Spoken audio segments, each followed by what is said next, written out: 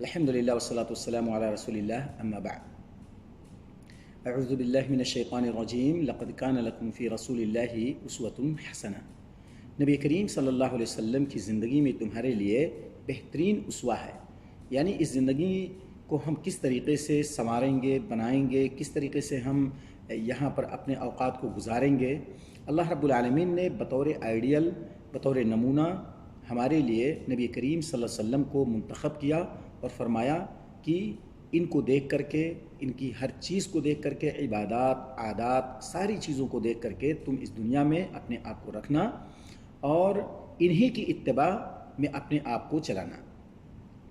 تو دنیا بھی تمہاری سنورے گی اور آخرت بھی بن جائے گی۔ اس لیے جگہ بجگہ قرآن مجید کے اندر اللہ رب العالمین نے نبی کریم صلی اللہ علیہ وسلم کی اتباع کا، اطاعت کا اور آپ کی پیروی کرنے کا حکم دیا ہے۔ اللہ رب العالمین نے بہت ہی خوبصورت اور اچھے انداز میں آپ صلی اللہ علیہ وسلم کے کردار کو واضح کیا، اور یہ کہ آپ کو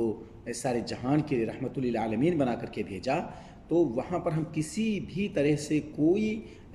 اس طریقے سے ایسا مسئلہ نہیں پائیں گے کہ جس کے بارے میں ہم کنفیوژن کا شکار ہوں کہ ہم اس کو کس طریقے سے اپنائیں اور کس طریقے سے چلیں۔ یہ تو زمانے کے اعتبار سے سوٹ نہیں کرتا ہے، نہیں، قیامت تک کے لیے اللہ رب العالمین نے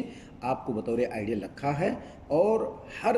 جگہ، ہر مکان، ہر وقت آپ صلی اللہ علیہ وسلم کی ہم اگر اتباع کو اپنائیں گے تو انشاءاللہ کامیاب رہیں گے۔ اللہ تعالیٰ نبی کریم صلی اللہ علیہ وسلم کی اتباع اور آپ کو اپنا آئیڈیل ماننے کی اور آپ کی اتباع کرنے کی توفیق عطا فرمائے۔ وآخر دعوانا الحمد للہ رب العالمین۔